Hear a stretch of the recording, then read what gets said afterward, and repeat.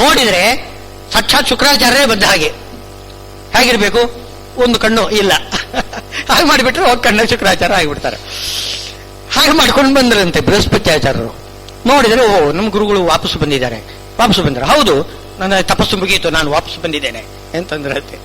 ಬಂದು ಉಪದೇಶ ತೊಡಗಿದ್ರಂತೆ. ಈಗ ಉಪದೇಶನೇ ಬೇರೆ ಆಗಿತ್ತು. ಇಷ್ಟವರೆಗೆ ಏನು ಉಪದೇಶ ಆಯಿತು? ಶುಕ್ರಾಚಾರ್ಯರು ಯಜ್ಞ ಯಾಗಾದಿಗಳೆಲ್ಲ ಮಾಡ್ರಿ, ವೇದ ಪ್ರಮಾಣ ಹಾಗೆ ಹೀಗೆ ಅಂತೆಲ್ಲ ಹೇಳ್ತಾ ಇದ್ರು. ಈಗ ವೇದ ಪ್ರಮಾಣ ಅಲ್ಲ, ಯಜ್ಞ ಯಾಗಾದಿಗಳಿಲ್ಲ, ಯಾವುದೂ ಇಲ್ಲ, ದೇಹವೇ ಆತ್ಮ, ದೇಹವನ್ನೇ ಪೂಜೆ ಮಾಡಬೇಕು, ದೇವರನ್ನು ಪೂಜೆ ಮಾಡೋದು ಬೇಡ, ದೇವನ್ನೇ ಪೂಜೆ ಮಾಡಬೇಕು ಅಂತ ಉಪದೇಶ ಮಾಡಿದ್ರಂತೆ. ಚಾರ್ವಾಕವಾದ ಆವಾಗ ಅವರು ಹುಡ್ಸಿ ಹಾಕಿದ್ರಂತೆ.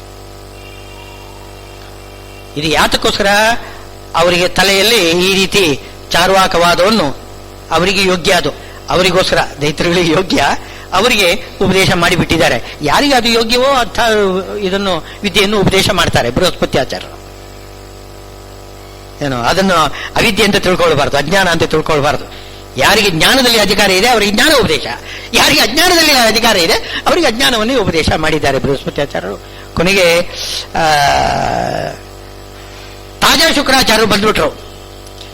ಇಲ್ಲಿ ನಕಲಿ ಶುಕ್ರಾಚಾರ್ಯರು ಉಪದೇಶ ಕೊಡ್ತಿದ್ದಾರೆ, ಅಷ್ಟೊತ್ತಿಗೆ ತಾಜಾ ಶುಕ್ರಾಚಾರ್ಯರೇ ಬಂದ್ಬಿಟ್ರು. ಬಂದುಬಿಟ್ಟು ಅವರಿಗೆ ನೋಡ್ತಾರೆ, ಯಾರು ನೀನು ಯಾಕೆ ಬಂದಿ? ಅಯ್ಯೋ, ನಾನು ಶುಕ್ರಾಚಾರ್ಯರು. ನೀನು ಯಾರು ಅಂತ ಅವ್ರು ಕೇಳ್ತಿದ್ದಾರೆ. ಈ ಏನು ಇಬ್ರು ಶುಕ್ರಾಚಾರ್ಯರು ಜಗಳಾಡ್ತಿದ್ದಾರೆ, ನೀನು ಯಾರು ಅಂತ. ಈ ದೈತ್ಯರುಗಳಿಗೆ ತುಂಬಾ ಗಲಿಬಿಲಿ ಆಗಿಬಿಟ್ಟಿದೆ. ಯಾರು ಶುಕ್ರಾಚಾರ್ಯರು ಅಂತ ಅನ್ನೋದೇ ಬರೋದಿಲ್ಲ. ಕೊನೆಗೆ ಅವ್ರು ಏನೇ ಮಾಡಿದ್ರು, ನಿಜವಾದ ಶುಕ್ರಾಚಾರ್ಯ ಇದ್ದಾರಲ್ಲ ಅವರನ್ನೇ ನೀನು ಮೋಸ ಮಾಡಲಿಕ್ಕೆ ಬಂದಿದ್ಯಾ, ನೀನು ಹೋಗು ಅಂತ ಬೈದ್ಬಿಟ್ರೆ.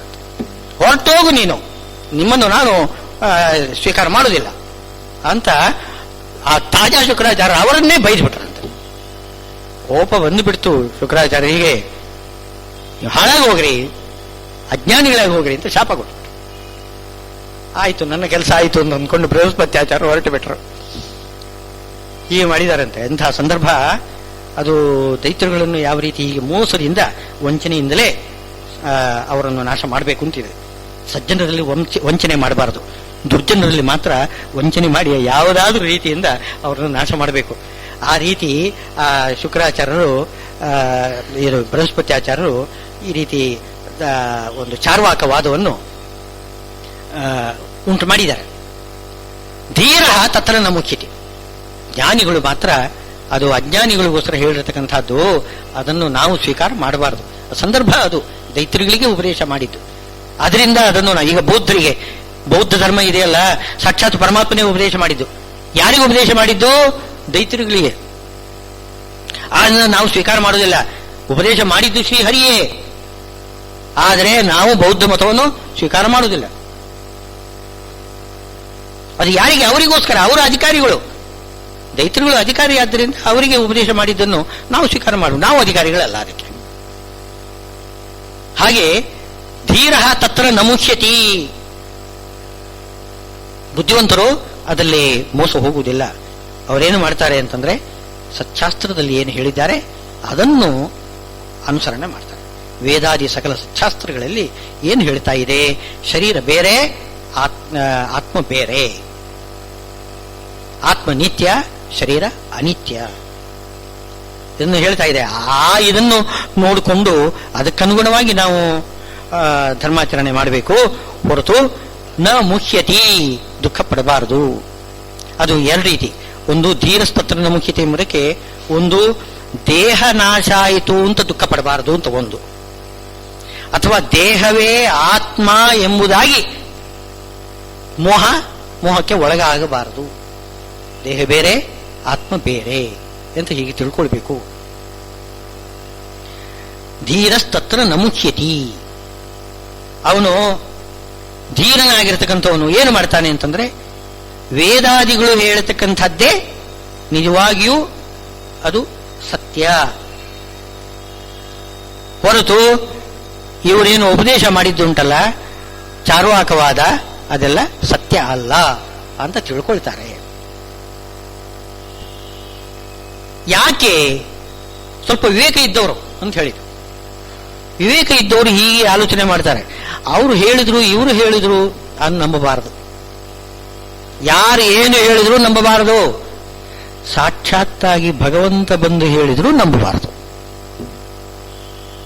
ನೋಡಿ, ಭಗವಂತ ಬೌದ್ಧ ಧರ್ಮವನ್ನು ಹೇಳಿದ್ದಾನೆ, ನಾವು ನಂಬುತ್ತೇವೇನೋ? ಯಾರು ಹೇಳಿದ್ರು ನಂಬಬಾರದು.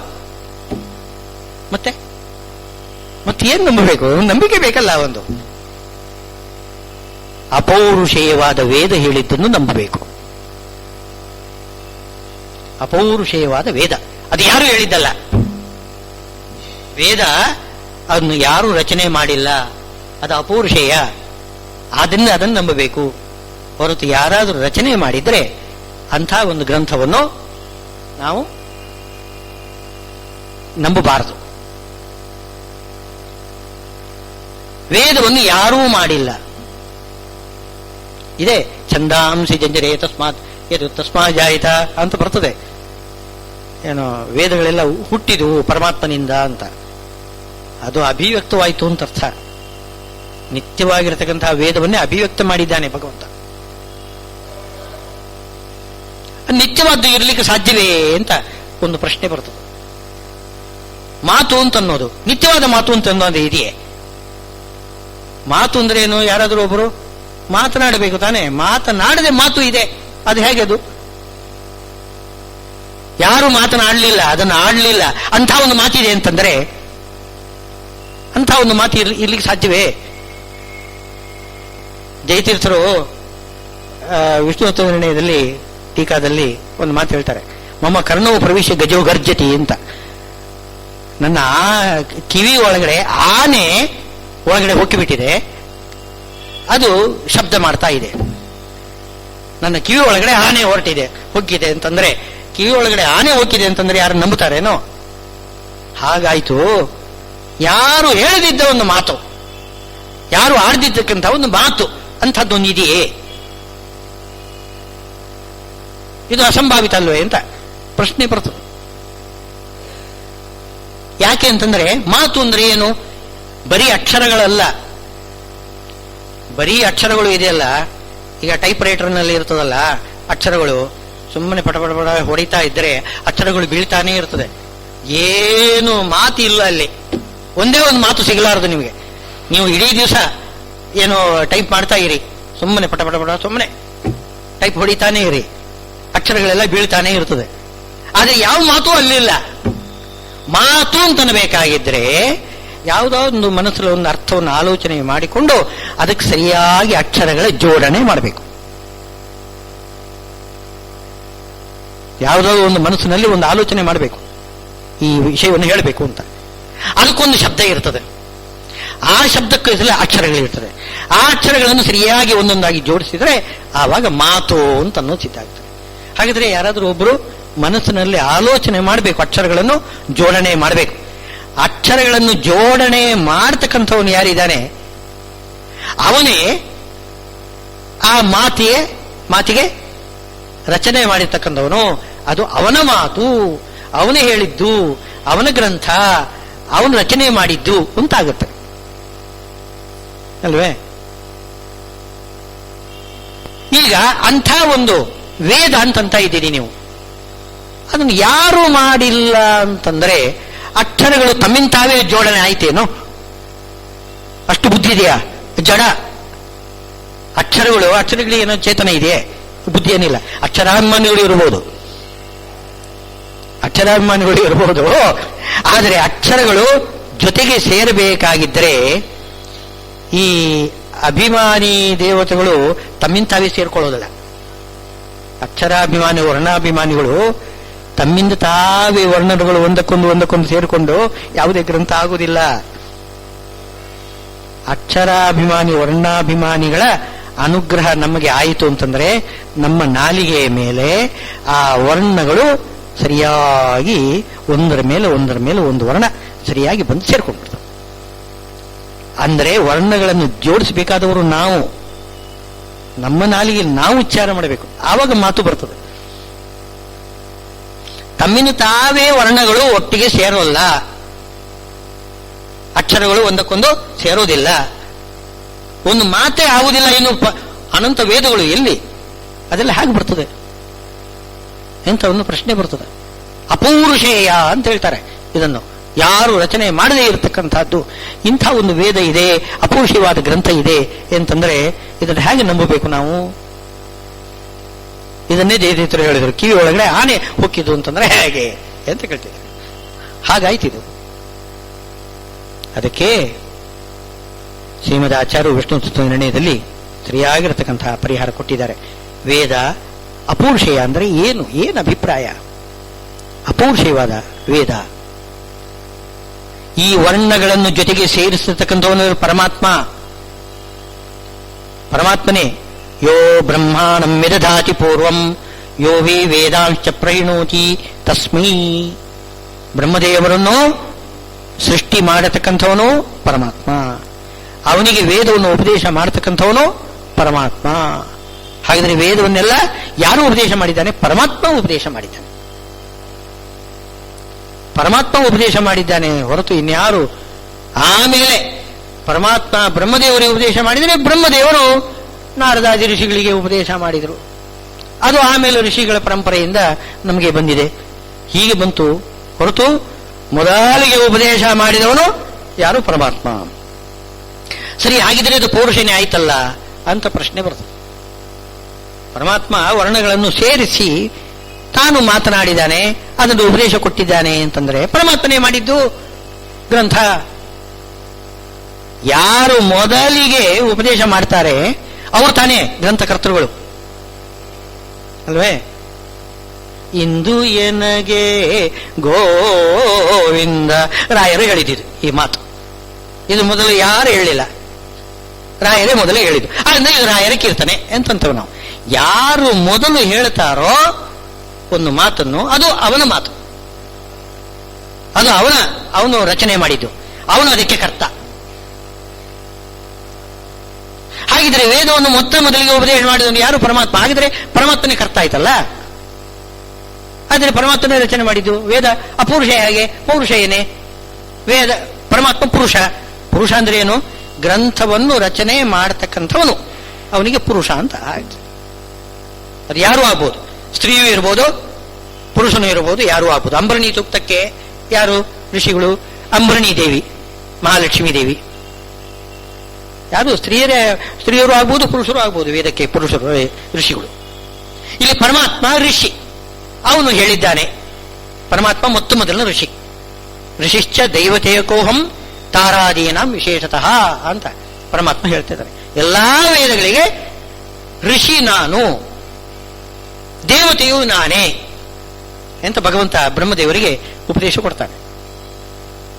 ಹಾಗಾದರೆ ಎಲ್ಲಾ ವೇದಗಳನ್ನು ಉಪದೇಶ ಮಾಡಿದ ಋಷಿ ಯಾರು? ಪರಮಾತ್ಮ.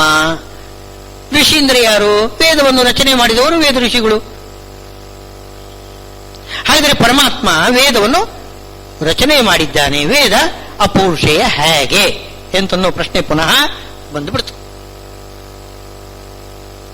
ಅದಕ್ಕೆ ನಾವು ಉತ್ತರ ಕೊಡೋದು ಏನು? ಶ್ರೀಮದ್ ಆಚಾರ್ಯರು ಉತ್ತರ ಕೊಡೋದು ಏನು ಅಂತಂದ್ರೆ, ಮೊದಲಿಗೆ ಒಂದು ಗ್ರಂಥವನ್ನು ಯಾರು ಉಪದೇಶ ಮಾಡ್ತಾನೋ ಅವನು ಆ ಗ್ರಂಥಕ್ಕೆ ಕರ್ತೃ ಅಂತ ನೀವು ಹೇಳುತ್ತಾನೆ.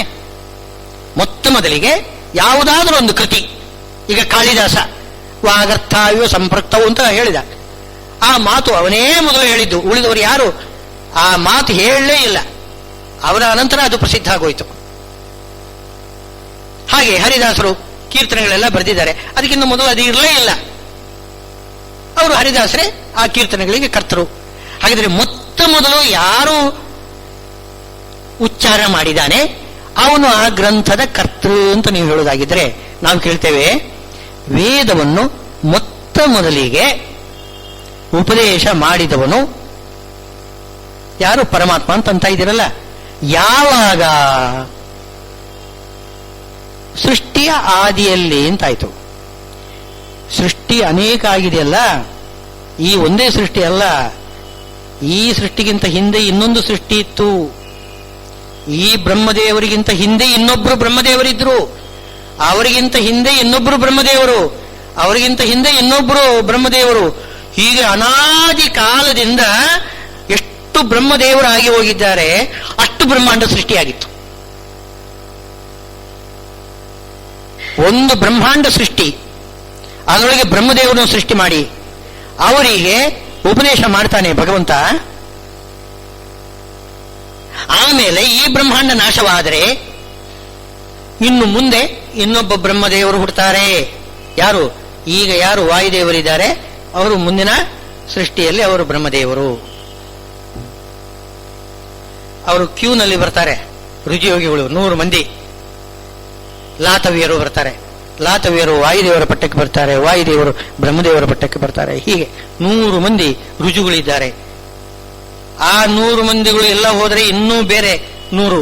ಎಷ್ಟು 100ಗಳು ಇವೆ? ಅನಂತ. ಅದು ಎಷ್ಟು 100 ಅಂತ ಇಲ್ಲ. ಅವರು ಬಂದು ಸೇರ್ಪಡೆ ಆಗ್ತಾನೆ ಇರ್ತಾರೆ.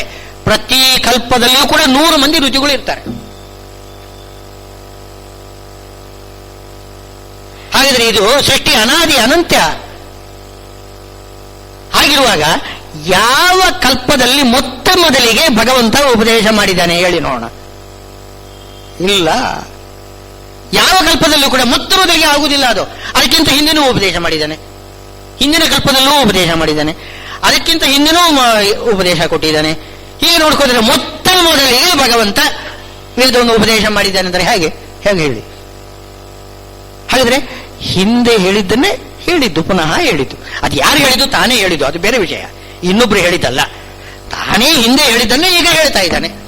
ಹಾಗಾದ್ರೆ ಹಿಂದೆ ಹೇಳಿದ್ದನ್ನೇ ಹೇಳಿದರೆ ಅವನು ಕರ್ತ ಆಗುವುದಿಲ್ಲ ತಾನೆ.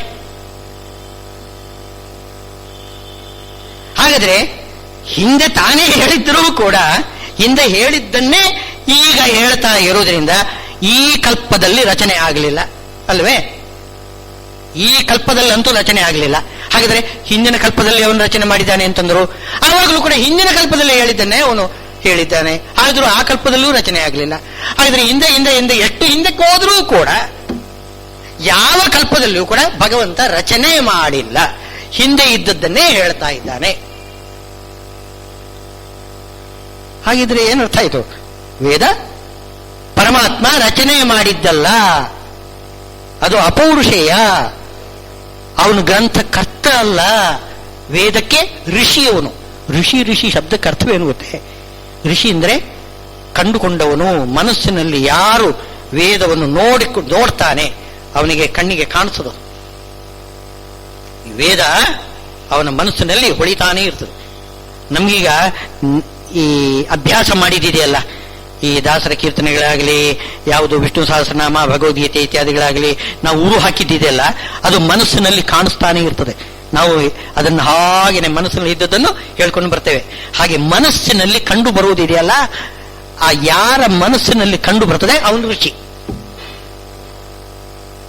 ಆದರೆ ಒಂದು ಕ್ರಮ ಇದೆ, ತುಂಬಾ ಊರು ಹಾಕಿದ್ರೆ ನಮ್ಮ ಮನಸ್ಸಿನಲ್ಲೂ ಕಂಡು ಬರುವುದು. ಆದರೆ ನಾವು ಋಷಿಗಳೇನು? ಹಾಗಲ್ಲ. ಹೇಳ್ತಾರೆ, 60 ದ್ವಾದಶಾವೃತ್ತೇ ಅಧೀತ್ಯಾಪಿ ಋಷಿರೇವ ಸಹ. 12 ಬಾರಿ ನೀವು ಉರು ಹಾಕಿದ ಮೇಲೆ ನಿಮ್ಗೆ ಏನಾದರೂ ಒಂದು ಬಂತು ಮನಸ್ಸಿಗೆ, ಸರಿಯಾಗಿ ಅದು ಸ್ಮರಣೆಗೆ ಅದು ಗಟ್ಟಿಯಾಗಿ ನಿಂತಿದೆ ಅಂತಂದ್ರೆ ಅವನು ಋಷಿ ಅಲ್ಲ. ಅದರ ಒಳಗಡೆನೆ 12 ಬಾರಿ ಉರು ಹಾಕುವುದರ ಒಳಗಡೆನೆ ಅವನ ಮನಸ್ಸಿನಲ್ಲಿ ದೃಢವಾಗಿ ನಿಲ್ಬೇಕಂತೆ. 60 ದ್ವಾದಶಾವೃತ್ತೇ, 12ಕ್ಕಿಂತಲೂ ಒಳಗಡೆ. ಏನು ಅಂದ್ರೆ ಒಂದು ಬಾರಿ ಬ್ರಹ್ಮದೇವರು ಋಷಿಗಳಂತೆ. ಯಾಕೆ ಅಂತಂದ್ರೆ ಬ್ರಹ್ಮದೇವರಿಗೆ ಪರಮಾತ್ಮ ಒಂದು ಸಲ ಹೇಳಿಬಿಟ್ರೆ ಸಾಕಂತೆ, 2ನೇ ಸಲ ಹೇಳಬೇಕಾದ ಅವಶ್ಯಕತೆ ಇಲ್ಲ. ಒಂದೇ ಸಲ ಬ್ರಹ್ಮದೇವರಿಗೆ ಅನಂತ ವೇದಗಳು ಅವರಿಗೆ ತಲೆಯಲ್ಲಿ ಬಂದು ನಿಂತ್ಕೊಂಡ್ಬಿಡ್ತಂತೆ. ಒಮ್ಮೆ ಉಪದೇಶ ಕೊಟ್ಟರೆ ಸಾಕು. ಇದು ಒಂದಲ್ಲ, 2 ಅಲ್ಲ, 3 ಅಲ್ಲ, 11ರವರೆಗೆ ಅವಕಾಶ ಇದೆ. 11 ಆವೃತ್ತಿ ಒಳಗಡೆನೆ, 11 ಸಲ ಆವೃತ್ತಿ ಆಗುವುದರ ಒಳಗಡೆನೆ ನಿಮಗೆ ಅದು ಜಿತ ಆಯಿತು, ನಿಮಗೆ ಮನಸ್ಸಿನಲ್ಲಿ ಗಟ್ಟಿ ನಿಂತಿದೆ ಅಂತಂದ್ರೆ ಆ ಮಂತ್ರಕ್ಕೆ ನೀವು ಋಷಿಗಳು ಹೇಳ್ಬೋದಂತ. ಆದ್ದರಿಂದಲೇ ವೇದ ಮಂತ್ರಗಳಿಗೆ ಅನೇಕ ಮಂದಿ ಋಷಿಗಳಿದ್ದಾರೆ. ಬ್ರಹ್ಮದೇವರು ಋಷಿಗಳು, ಆಮೇಲೆ ಅವರಿಂದ ಉಪದೇಶ ಪಡೆದಿರತಕ್ಕಂಥವರು ರುದ್ರದೇವರು, ಇಂದ್ರದೇವರು, ಎಲ್ಲರೂ ಕೂಡ ಋಷಿಗಳಂತೆ. ಆಮೇಲೆ ಈ ಋಷಿಗಳೆಲ್ಲ ಇದ್ದಾರೆ, ವಿಶ್ವಾಮಿತ್ರರು, ಇವರೆಲ್ಲ ಬೇರೆ ಬೇರೆ ಋಷಿಗಳು, ಅವರು ಕೂಡ ಋಷಿಗಳು. ಹೇಗೆ ಋಷಿಗಳು ಅಂತಂದ್ರೆ 60 ದ್ವಾದಶಾವೃತ್ತೇ ಆ ರೀತಿ ಯಾರು ಜಿತ ಮಾಡಿಕೊಂಡಿದ್ದಾರೆ ಅವರು ಋಷಿಗಳು. ಹೀಗೆ ಪರಮಾತ್ಮ ಅವನಿಗೆ ಆವೃತ್ತಿ ಮಾಡಿಕೊಳ್ಳದೆ ಬೇಡ, ಅವನಲ್ಲಿ ಆ ಬುದ್ಧಿಯಲ್ಲಿ ಯಾವತ್ತೂ ಕೂಡ ಇರ್ತದೆ ನಿತ್ಯ. ಅವನು ಸರ್ವಜ್ಞ, ಅವನ ಬುದ್ಧಿ ಯಾವತ್ತೂ ಕೂಡ ಏನೋ ನಾಶ ಆಗುವುದಿಲ್ಲ. ಸ್ಮರಣೆ ಅಂತನ್ನೋದು ಪ್ರಶ್ನೆನೇ ಇಲ್ಲ, ಅವನಿಗೆ ಕಣ್ಣಿಗೆ ಕಾಣಿಸ್ತದಂತೆ, ಸ್ಮರಣೆ ಮಾಡಿಕೊಳ್ಳೋದು ಬೇಕಾಗಿಲ್ಲ, ಸದಾ ಕಾಲ ಅವನಿಗೆ ಇರ್ತದಂತೆ, ಪ್ರತ್ಯಕ್ಷವಾಗಿರ್ತದೆ. ಅವನು ಉಪದೇಶ ಕೊಡ್ತಾನೆ ಸದಾ ಕಾಲ. ಅದು ಅನಂತ ವೇದಾದ್ದರಿಂದ ಉದ್ಗೀರಿಯಂತೆ ಅನಿಶಮ್ಯತಃ ಅಂತ. ಭಗವಂತನ ಕಂಠವನ್ನು ನಾವು ಉಪಾಸನ ಮಾಡುವಾಗ ಒಂದೊಂದು ಅಂಗವನ್ನು ಉಪಾಸನ ಮಾಡುವ ಕ್ರಮ ಹೇಳಿದ್ದಾರೆ ದ್ವಾದಶ ಸ್ತೋತ್ರದಲ್ಲಿ. ಜಗದಿ ಕಂಠಂ ಉದ್ಗೀರಿಯಂತೆ ಅನಿಶಮ್ಯತಃ. ಅವನ ಎಲ್ಲಾ ವೇದಗಳು ಕೂಡ ಪರಮಾತ್ಮನ ಕಂಠದಿಂದ ಹೊರಹೊಮ್ಮತಾನೇ ಇರ್ತದಂತೆ, ಇವಾಗಲೂ ಕೂಡ ಹೊರಹೊಮ್ಮತಾನೇ ಇರ್ತದೆ. ಬ್ರಹ್ಮದೇವರು ಕೇಳ್ತಾನೇ ಇದ್ದಾರಂತೆ. ಯಾಕೆ? ಅನಂತಾವೈ ವೇದಾಹ, ವೇದಗಳು ಅನಂತ, ಎಷ್ಟು ಹೇಳಿದ್ರೂ ಇದೆ ಅಂತೆ. ನಮಗೆ ಸಿಗಲಿಲ್ಲ, ಎಲ್ಲ ಹೊರಟೋಗಿಬಿಟ್ಟಿದೆ. ನಮಗೆ ಏನಾಗ್ತದೆ ಅಂತಂದ್ರೆ ಆ ಅನಂತ ವೇದಗಳಲ್ಲಿ ಏನು ಇದೆ ಅದನ್ನೆಲ್ಲ ಸಂಗ್ರಹ ಮಾಡಿಕೊಂಡು ಋಷಿ ಮುನಿಗಳು ನಮಗೆ ಅದರ ಅರ್ಥವನ್ನು ತಮ್ಮ ಶಬ್ದದಿಂದ ಹೇಳ್ತಾರೆ. ಅದು ಸ್ಮೃತಿ, ಇದು ಶ್ರುತಿ. ಯಾವುದು? ವೇದ, ಶ್ರುತಿ. ಆ ವೇದವನ್ನು ಕೇಳಿ ಅರ್ಥ ಮಾಡಿಕೊಂಡು ಅಲ್ಲಿರ್ತಕ್ಕಂತಹ ವಿಷಯವನ್ನು ನಮಗೆ ತಿಳಿಸ್ತಾರಲ್ಲ ಋಷಿಮುನಿಗಳು. ಈಗ ಮನುಸ್ಮೃತಿ, ಯಾಜ್ಞವಲ್ಕ್ಯ ಸ್ಮೃತಿ ಇತ್ಯಾದಿಗಳೆಲ್ಲ ಸ್ಮೃತಿ ಗ್ರಂಥಗಳೆಲ್ಲ ಇವೆ. ಎಲ್ಲಿಂದ ಬಂತು? ಅವರು ಯಾರು ಹೇಳಿಕೊಟ್ರು? ಅವರು ಹೇಳಿದ್ದನ್ನು ನಾವು ಯಾಕೆ ನಂಬಬೇಕು ಅಂತಂದರೆ ಅವರು ವೇದದಿಂದ ಅವರು ತಿಳಿದಿದ್ದಾರೆ, ಅದನ್ನು ತಮ್ಮ ಮಾತಿನಿಂದ ನಮಗೆ ತಿಳಿಸಿದ್ದಾರೆ. ಆದ್ದರಿಂದ ಅವರು ಅವರ ಗ್ರಂಥ ಸ್ಮೃತಿ, ಶ್ರುತಿ ಸ್ಮೃತಿ ಎರಡೂ ಕೂಡ ನಮಗೆ ಪ್ರಮಾಣ. ಆದ್ದರಿಂದ ಅಪೌರುಷೇಯವಾಗಿರ್ತಕ್ಕಂಥ ವೇದದಲ್ಲಿ ಏನು ಆತ್ಮ ಅಜರಾಮರ ನಿತ್ಯ ಅಂತ ಹೇಳಿದ್ದಾರೆ, ಅದನ್ನು ನಾವು ನಂಬಬೇಕು. ಇಲ್ಲದೆ ಹೋದರೆ ಅವರೊಂದು ರೀತಿ ಹೇಳ್ತಾರೆ, ಇವರೊಂದು ರೀತಿ ಹೇಳ್ತಾರೆ. ಈಗ ಒಬ್ಬ ಶರೀರವೇ ಆತ್ಮ ಅಂತಂದ, ಇನ್ನೊಬ್ಬ ಇಂದ್ರಿಯಗಳೇ ಆತ್ಮ ಅಂತಂದ, ಇನ್ನೊಬ್ಬ ಮನಸ್ಸೇ ಆತ್ಮ ಅಂತಂದ. ಒಬ್ಬೊಬ್ಬರು ಒಂದೊಂದು ರೀತಿ ಹೇಳ್ತಾರೆ. ಯಾರನ್ನು ನಂಬುತ್ತೀರಿ, ಯಾರನ್ನು ಬಿಡ್ತೀರಿ? ಅದಕ್ಕೆ ನೀವೇನು ಉತ್ತರ ಕೊಡಬೇಕು? ಅಪೌರುಷವಾದ ವೇದ ಏನು ಹೇಳಿದೆ ಅದನ್ನೇ ನಂಬಬೇಕು.